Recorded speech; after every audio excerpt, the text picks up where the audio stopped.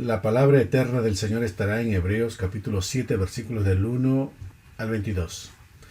Porque este Melquisedec, rey de Salem, sacerdote del Dios Altísimo, que salió a recibir a Abraham, que volvía de la derrota de los reyes, y le bendijo, a quien asimismo dio a Abraham los diezmos de todo, cuyo nombre significa primeramente Rey de Justicia y también Rey de Salem, esto es Rey de Paz, sin padre, sin madre, sin genealogía, que ni tiene principio de días ni fin de vida, sino hecho semejante al Hijo de Dios, permanece sacerdote para siempre.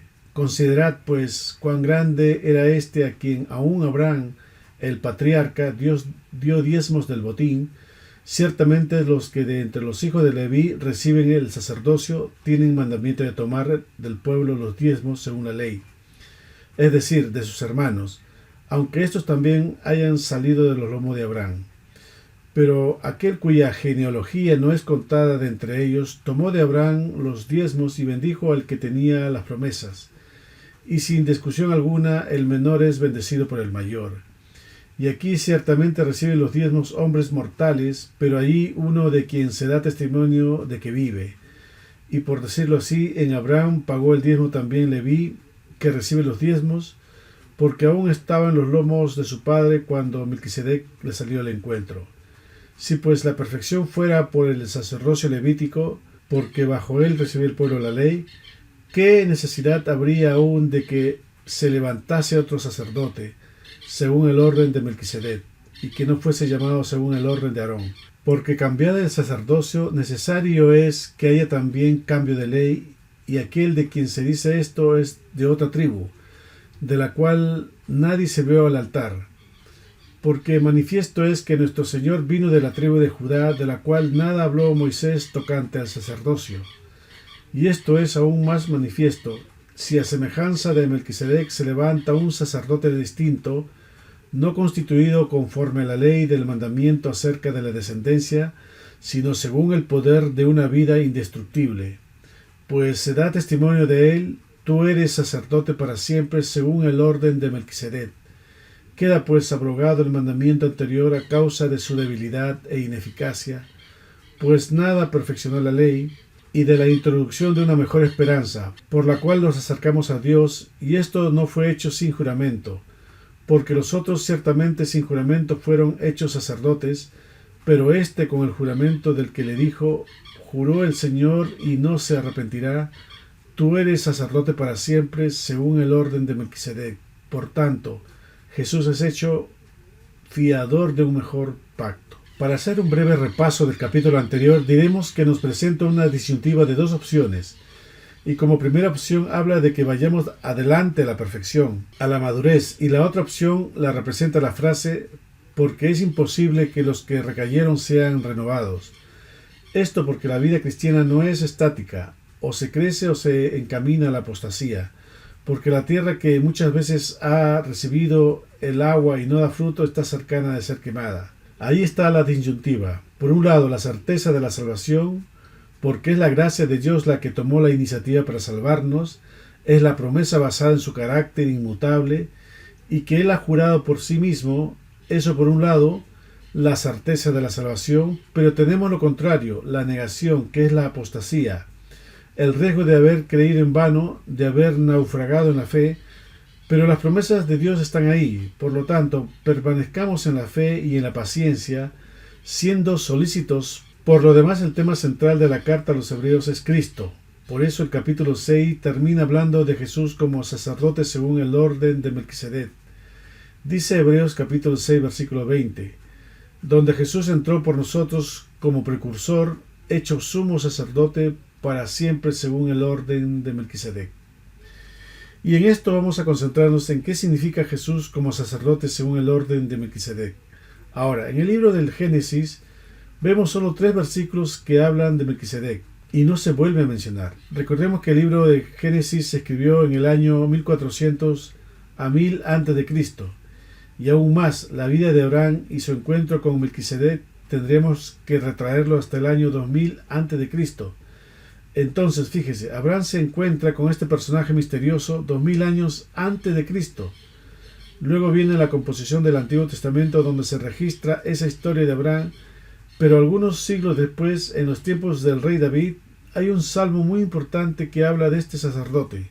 En Salmos capítulo 110, versículo 4. Juró Jehová y no se arrepentirá, tú eres sacerdote para siempre según el orden de Melquisedec. Hebreos cita este pasaje y cita la idea de Dios jurando por sí mismo y que no se va a retractar, de que Él sea el sacerdote supremo, y a quien David se está refiriendo no es humano porque tendría 1000 años de muerto, ya que este salmo se escribe 1000 años después de la experiencia de Abraham.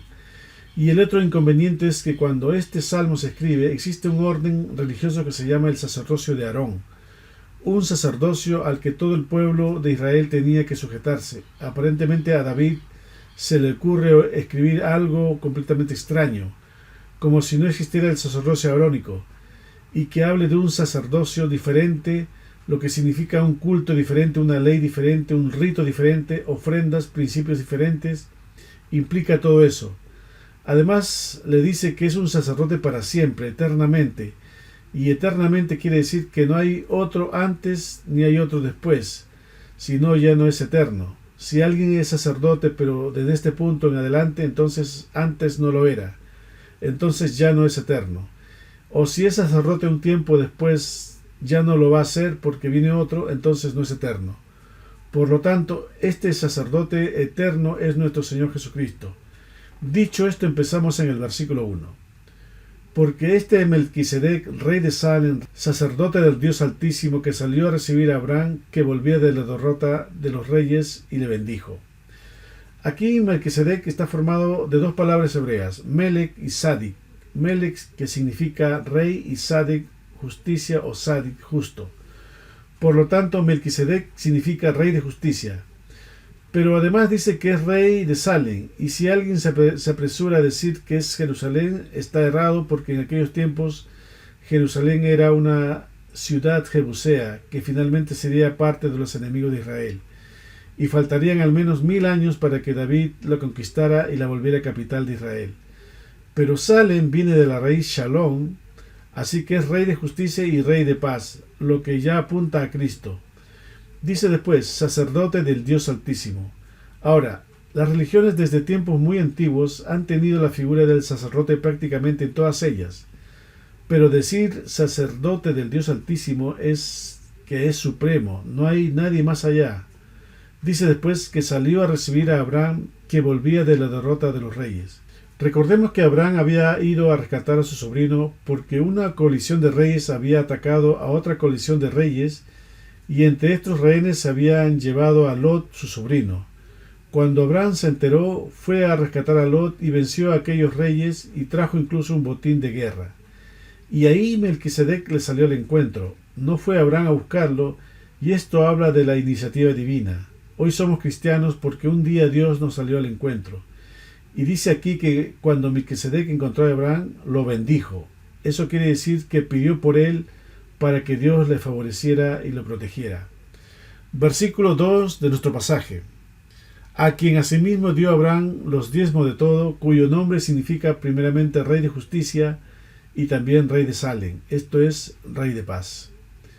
Melquisedec sale al encuentro de Abraham, bendice a Abraham, comparte con él el pan y el vino, que significan el cuerpo y la sangre de Cristo. Lo que es significativo es que haya hecho esto Melquisedec cuando ni siquiera había sucedido la Pascua, porque para ello faltaban unos 600 años, y para que viniera Jesús faltaban 2000. Pero ya Melquisedec compartió pan y vino, maravillosa tipología que apunta hacia Jesús. Sigue diciendo el texto, cuyo nombre significa primeramente rey de justicia y también rey de Salem, esto es, rey de paz, cosa que ya habíamos comentado y que nos corrobora el texto. Versículo 3 de la enseñanza de hoy.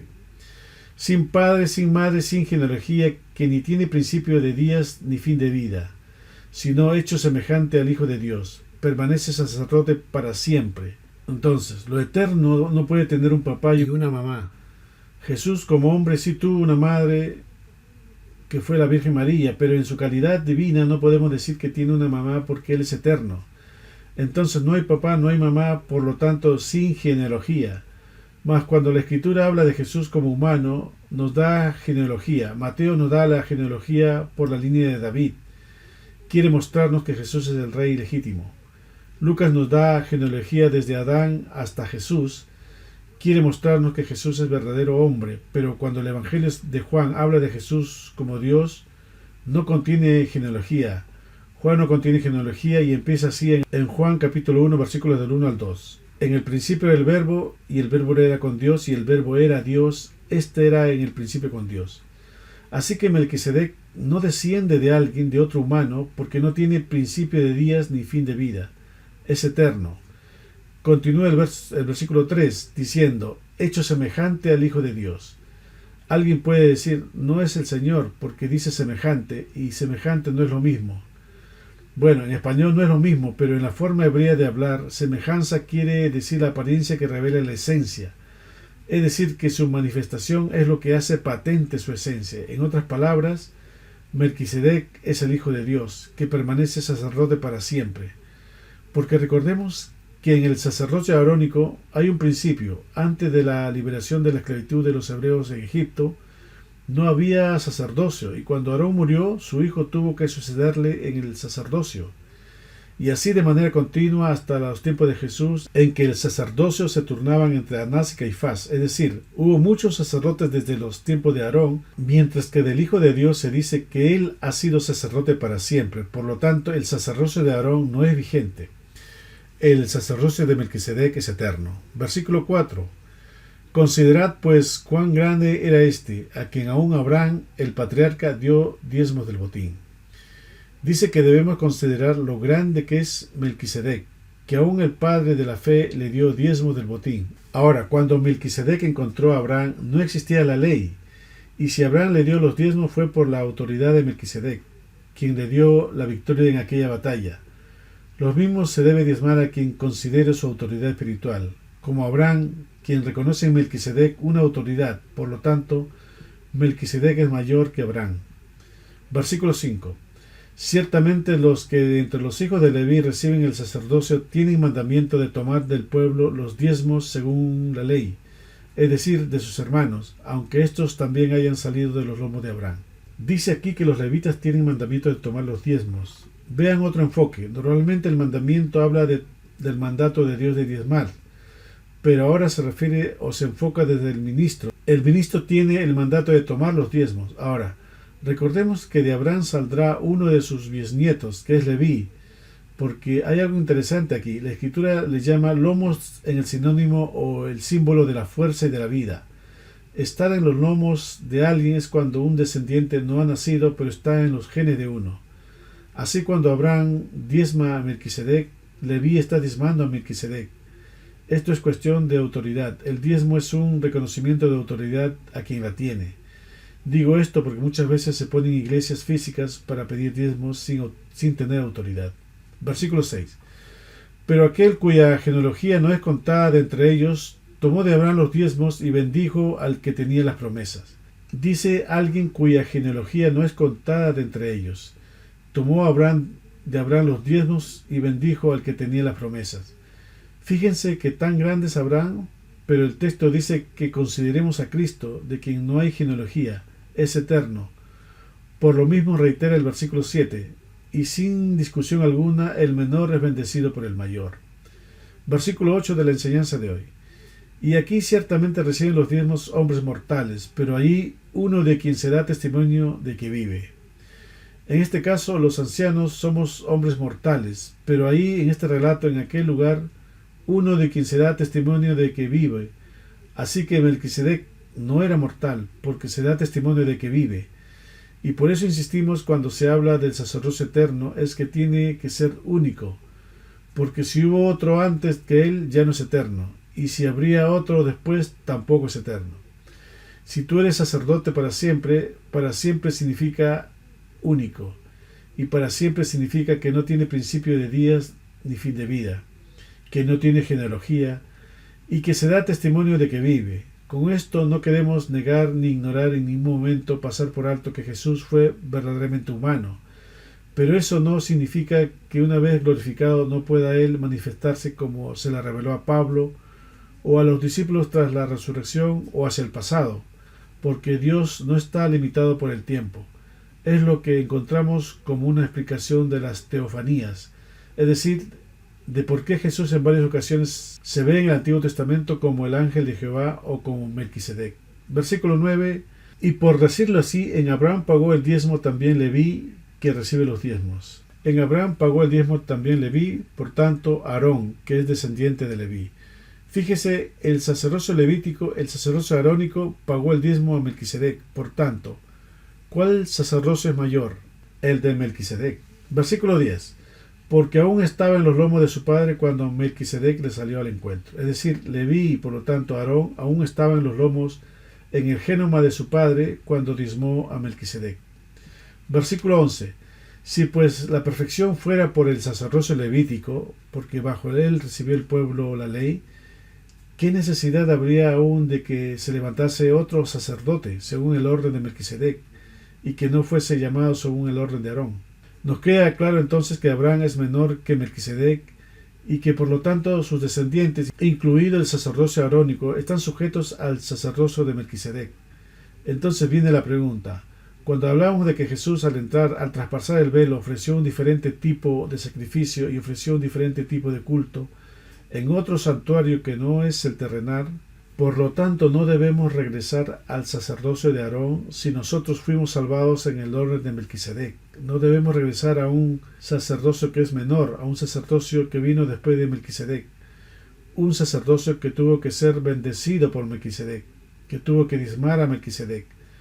Porque cambiado el sacerdocio, necesario es que haya también cambio de la ley, y de ahí la insistencia. Cristo no murió en el templo de Jerusalén, sino fuera de la ciudad.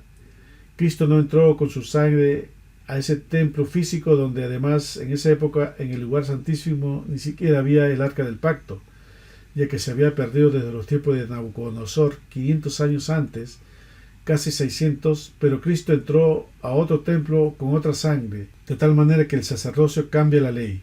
Dice el versículo 12 de nuestro texto principal, porque cambiado el sacerdocio, necesario es que también haya cambio de ley. Versículo 13. Y aquel de quien se dice esto es de otra tribu, de la cual nadie sirvió al altar. Los levitas fueron una tribu escogida para servir en el culto del ritual arónico. Aquí se le llama de manera general el altar. Unos eran porteros, era importante ser portero porque toda la gente llegaba con sus animales y había que recibirlos y ordenarlos y preparar los animales. Otros eran cantores y músicos. En los tiempos de peregrinación, unos cargaban las columnas del templo y las basas, las cortinas y todos los utensilios del templo. Pero todos los levitas servían a Dios y ninguno que no fuera levita podía servir a Dios. No es como ahora. Hoy cualquiera de nosotros predica, comparte, bautiza. Jesús no nació de la tribu de Leví, aunque tuvo parientes, porque Elizabeth era esposa de Zacarías, que era sacerdote y era prima de María. Pero Jesús nació de la tribu de Judá y de una tribu de la que no se dice nada con respecto al culto. En Jesús va a coincidir los tres oficios: ser rey, ser sacerdote y ser profeta. Versículo 14. Porque manifiesto es que nuestro Señor vino de la tribu de Judá, de la cual nada habló Moisés tocante al sacerdocio. ¿Por qué de repente está hablando de nuestro Señor Jesucristo si está hablando de Melquisedec? Porque ya quedó claro quién es Melquisedec, el que es semejante al Hijo de Dios. Nuestro Señor vino de la tribu de Judá, de la cual nada habló Moisés tocante al sacerdocio. No hay sacerdotes de la tribu de Judá en el orden de Aarón. Si Jesús es sacerdote y no es del orden de Aarón, entonces es otro sacerdocio por necesidad. No hay más. Versículo 15. Y esto es aún más manifiesto, si a semejanza de Melquisedec se levanta un sacerdote distinto, es decir, distinto a los de Aarón. En el tiempo en que vivió Jesús, habían indebidamente dos sumos sacerdotes, Anás y Caifás. Decimos indebidamente porque solo podía ser uno, pero se levantó otro distinto, que fue el Señor. Versículo 16. No constituido conforme a la ley del mandamiento acerca de la descendencia, sino según el poder de una vida indestructible. ¿Quién nombró a Jesús sacerdote? No fue la oficialidad religiosa de Israel. Jesús hubiera tenido que probar una ascendencia de la tribu de Leví y de la familia de Aarón, y entonces sus colegas hubieran tenido que reconocerle y ungirle como el sumo sacerdote, pero no es el caso. Oficialmente hablando, Jesús no fue un rabino, ni fue un sacerdote, ni fue un príncipe, ni fue un escriba, oficialmente hablando, Por eso le preguntaron los fariseos: ¿con qué autoridad haces estas cosas? ¿Quién te mandó? ¿Quién te respalda? ¿Quién te ordenó? ¿Dónde está tu título? A veces la gente te quiere cuestionar y te dice: bueno, ¿y quién te ordenó? Pero eso, ¿quién te ordenó? Si tuviésemos que aceptarlo, que un pastor ordenado nos tuviera que ordenar, y a ese ordenado lo tuvo que obviamente ordenar otro ordenado, ¿hasta dónde? Eso se llama en el ámbito católico la sucesión apostólica. Es algo así lo que le preguntaron los fariseos a Jesús: ¿tú quién eres? ¿De dónde saliste? ¿Quién te avala? Y Jesús le contesta: ¿de quién era la autoridad de Juan el Bautista? ¿De Dios o de los hombres? Es decir, ¿quién ordenó a Juan el Bautista?